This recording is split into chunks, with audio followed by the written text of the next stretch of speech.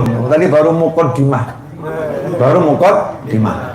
Jadi yang namanya orang mau dapat cintanya Allah, bagi yang aku cinta Allah, mau dapat cintanya Allah, bukan disuruh sholat, puasa, enggak. Tapi tekanannya pada kalimat fattabi'uni, ikuti aku. Ikuti. Begini, yang namanya ikuti itu kalau kita naik mobil gimana? Dikasih Sherlock atau suruh buntutin di belakang? Kalau Sherlock itu namanya udah nih, petunjuknya aja ngikuti, bukan aku, betul kan? Tapi kalau ikuti aku, mobilnya ada, motornya ada, kemudian konvoy, nah itu namanya ikuti aku, betul? Nah ikuti aku. Nah kita saking sayangnya Nabi Muhammad SAW, saat ini kita bisa buntut Rasulullah SAW. 1400 tahun Rasul udah jalan, kita bisa ada persis di belakangnya konvoy bersama Nabi Muhammad SAW. Asyik. Allahu Akbar, ngikuti Rasulullah. Bayangin Rasulullah. Langsung kita konvoy bersama Nabi Muhammad SAW, masuk dalam satu kelompok. Langsung itu. Itu kalau ngikutin. Nah kalau Sherlock beda. Nah Sherlock ya bisa rombongan. Kalau cuman pakai nggak ngikuti Rasulullah SAW, ngikutinnya petunjuknya saja, ya beda rombongan. Ya nyampe sih nyampe, tapi beda rombongan gitu loh. Agak susah itu nanti. Kadang-kadang kan GPS-nya muter-muter kemana-mana ya. Tapi kalau ngikutin yang di depannya selesai. Makanya kalau para habaib, ya kalau kita lihat Habib Abdul Haddad dan Habib Ali Habsyi, semuanya mengatakan qodaman ala qodamin, setapak demi setapak, selangkah demi selangkah. Lihat yang di depannya, kaki kanan maju, yang di belakangnya kaki kanan maju, persis ya. Setapak demi setapak, selangkah demi selangkah, nggak meninggal, terus ngikuti. Makanya kalau kita ikut Rasulullah SAW, kita akan ikut orang yang mengikuti Rasulullah SAW. Udah pasti, fattabi'uni, ikuti aku. Nah disinilah rahasia orang kalau pengen dapat cintanya Allah Subhanahu Wa Taala. Jangan jalan sendiri, ngaku-ngaku. Dah. Yang penting saya sholat, yang penting saya puasa, yang penting saya zakat, yang penting saya haji. Ya kalau kamu sholat tapi nggak ngikutin Nabi, terus sholatnya jadinya seperti apa? Contoh, orang sholat nggak ngikutin Nabi. Ada orang sholat tapi nggak ngikutin Nabi Muhammad Sallallahu Alaihi Wasallam. Sholat makmumnya ibunya sudah tua dan lagi sakit. Anak ini, wah biar ibu saya nanti husnul khotimah. Jadi sholatnya sekalian panjang. Ini anak bekti atau kurang ajar? Saya mau nanya, bekti atau kurang ajar? Sholatnya bagus, caranya betul, caranya benar, tapi dia nggak ngikutin Nabi Muhammad SAW. Rasul mengatakan kalau makmum ada orang tua, kalau makmum ada orang yang sakit, maka sholatnya jangan lama bacanya yang ringkas. Sholatnya dipersingkat, prosesnya, bacaannya, zikirnya dipersingkat. Karena ada dua hajat, ada orang yang punya hajat, ada orang yang punya janji meeting, ada orang yang mau jaga pos keamanan, ada orang yang mau. Kamu sholatnya harus lihat makmummu siapa. Nah kalau makmumnya santri semua di satu pondok, khatam Al-Quran sekalian, Allahu Akbar, Al-Baqarah, wah santri yang ngeluh, Masya Allah, diajak hataman sama Yai ini. Ya, itu tidak jadi masalah, karena makmumnya santri semua, emang dididik. Tapi kalau orang tua, paman, bibi yang sudah tua, yang kemudian lagi sakit, sholatnya dipersingkat bacaannya, dan tidak diperlama. Itu namanya mengikuti Nabi Muhammad SAW. Langsung dia bayangkan, Rasulullah SAW kalau jadi imam gimana ya kalau imam makmumnya ada yang begini-begini. Oh iya, Rasulullah pernah itu sholatnya begini. Udah dibayangin, ya dibayangin seperti itu. Oh udah, sekarang tak contoh Nabi SAW. Bayangin Rasul di depannya, Allahu Akbar. Nggak cepet-cepet, tapi ya nggak kesusu, nggak ngikutin Nabi. Kata Nabi, jangan diperlambat, percepat sholatmu. Allahu Akbar. Assalamualaikum, di belakang pingsan, tersungkur. Rasul ngajarin bukan suruh mempercepat dalam arti cepat-cepat, waktunya dipersingkat. singkat, bacaannya sedikit, tapi gerakannya tetap tumanina, berwibawa, ya, nggak tergesa-gesa, khusyuk, khudu. Nah, ini baru namanya mengikuti Nabi Muhammad Sallallahu Alaihi Wasallam. Seperti juga yang sering saya sampaikan. Ini sering ya, tapi nggak apa-apa diulang lagi. Mencabut bulu ketiak. Sunnah mencabut bulu ketiak. Bulu ketiak sunnahnya dicabut, bukan dikerok. Ya, bukan dikerok, sunnahnya dicabut. Masya Allah, datang ke majelis Sangkabai, duduknya di depan, buka bajunya, ya kelihatan kaosnya, terus tarik.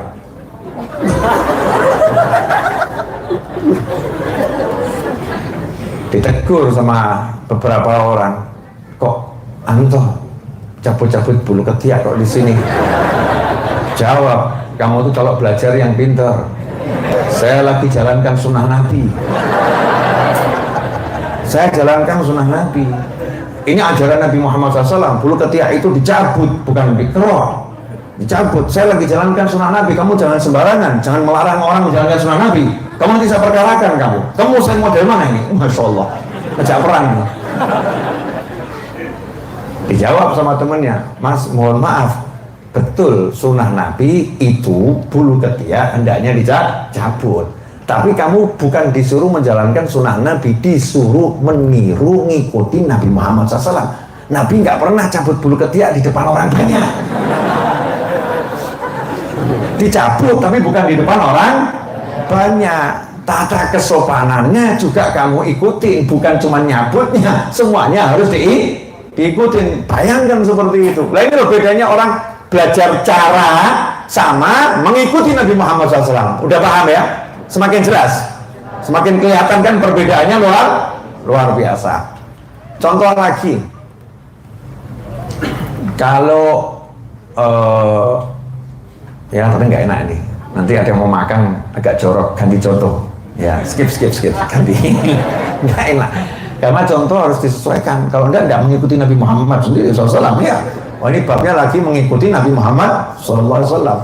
Nah, kita lihat bagaimana Rasulullah SAW dengan istrinya. Ada satu orang di jalan ngecup kening istrinya, I love you. Masya Allah. Ditegur sama orang, Mas, kok cium-cium istri di jalan? Hei, sunnah Nabi. Nabi mengajarkan sama istri yang sayang, kecup kening istrimu. Wah, ini yang Habibnya tepuk jidat, gurunya tepuk jidat, kiainya tepuk jidat. Gimana ya cara jelasin orang korban-korban model begini ya? Memang betul, Nabi Muhammad SAW itu kalau pagi habis sholat subuh, setelah duduk dengan sahabat, kemudian menerima laporan-laporan dari sahabat yang punya masalah, Rasulullah SAW masuk ke rumahnya, ke kamar 11 istri beliau SAW. Satu persatu Rasulullah cium tangan ya, dicium tangannya, kemudian didoakan oleh Nabi Muhammad SAW. Kemudian diantaranya Rasul mengecup kening istrinya, tapi ingat di dalam kamar. Paham nggak? Ini kadang ibu-ibu yang romantis gitu loh, kecup keningku, kecup depannya orang. Belajar yang banyak ya. Kemesraan bukan untuk di-share, saudara-saudara. Kemesraan is konsumsi pribadi, not public. Walaupun orang melihat aku tak mesra, tapi Tuhanku mengerti betapa mesra diriku. Gitu. Paham ibu-ibu? Apa? Alhamdulillah 1100 sudah yang nonton live. Terus naik. Wah, jempol. Iya jelas jempol. Alhamdulillah. Allahumma sholli alaihi. Kan nggak pernah tanya aku pengen apa, aku nggak ngerti ini apa, nggak mau. Aduh.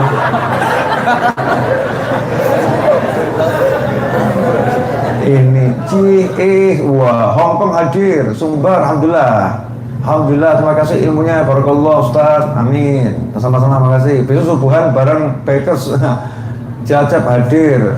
Besok saya langsung balik ke Jakarta, insya Allah lanjut ke Bogor dan lanjut lagi ke Solo, lanjut ke Jogja, insya Allah. Seragen hadir. Bagus ceramah, bagus alhamdulillah. Yang maksudnya yang ceramah bagus apa ceramahnya bagus, nggak jelas. Lanjut ya. Sampai di mana tadi? Hah? Loh, apal kan?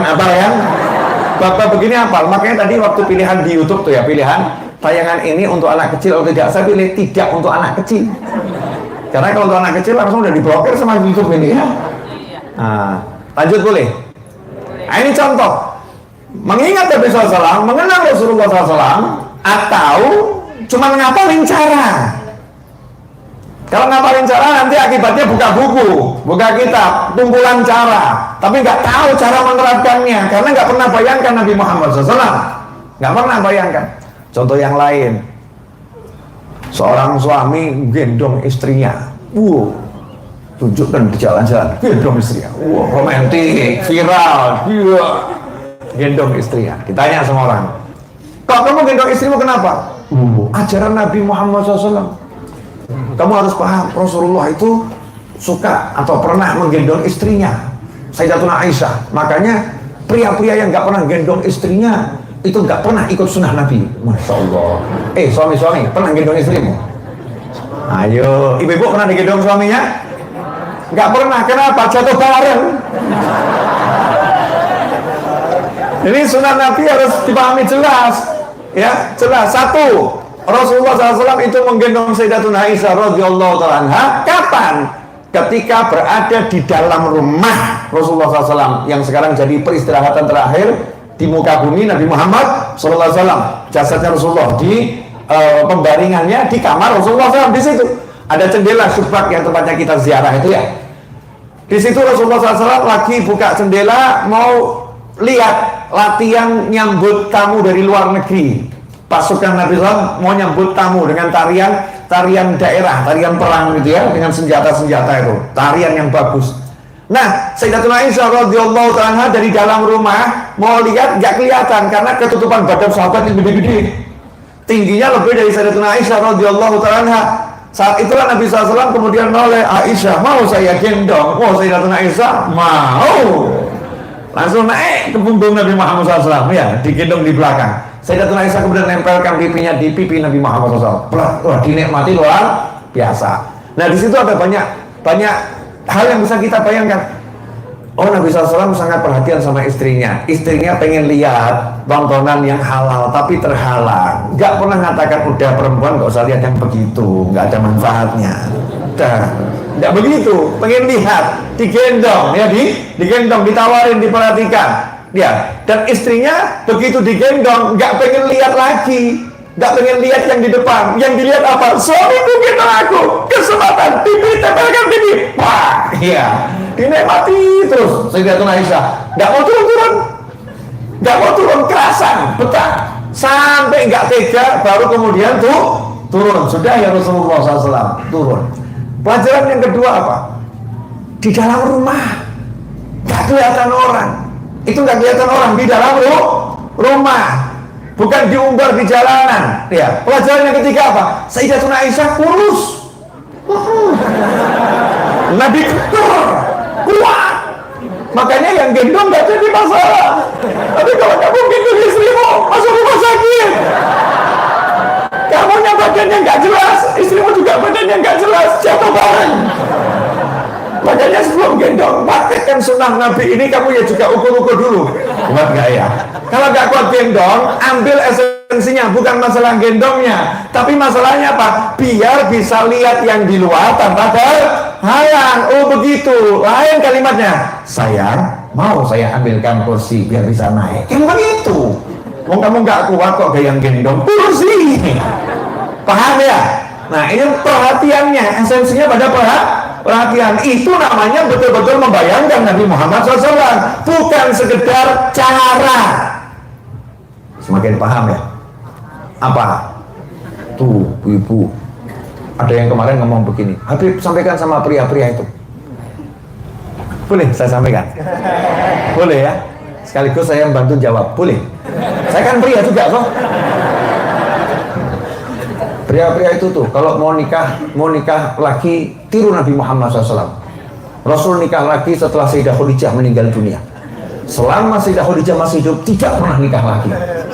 Wah, ini saya kalau ngajarin pria-pria, nanti ibu-ibu banyak yang bingung loh.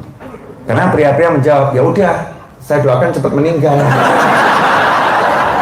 Mau gitu? Ya udah, tidak jadi masalah. Kalau mau kamu artikan begitu, ya udah. Saya doakan cepat meninggal, ya katanya pria-pria, bukan saya ya. Saya doakan cepat meninggal, ya biar saya bisa niru Nabi. Ayo.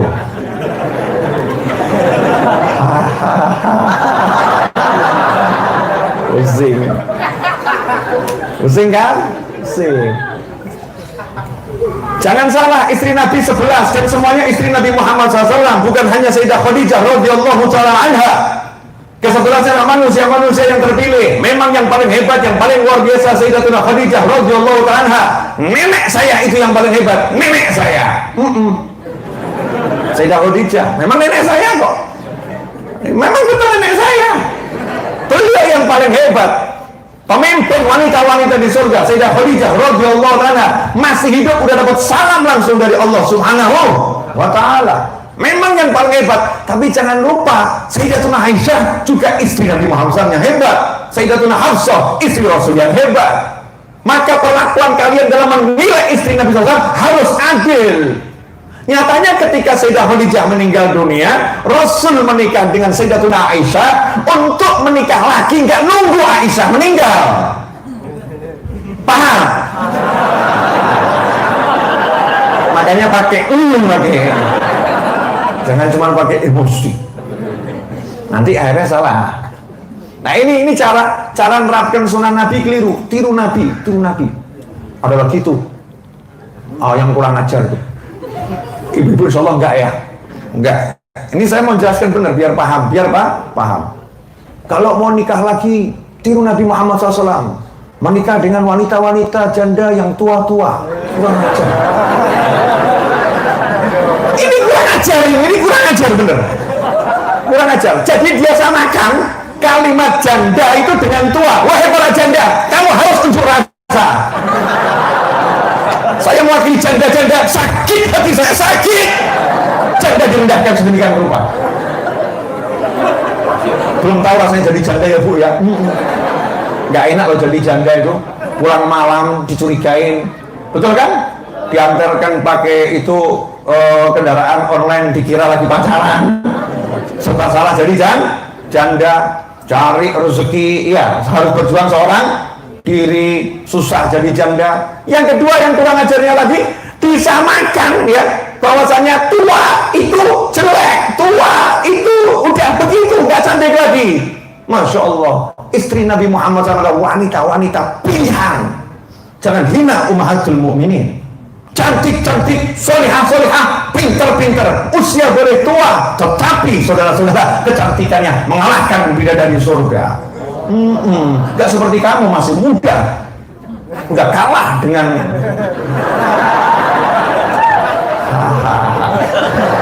Loh iya, jangan hina istri Nabi Muhammad SAW. Beliau memang betul janda, usianya memang tidak muda, tetapi kecantikannya luar biasa. Jangan salah memahami kehidupan keluarga Nabi Muhammad SAW.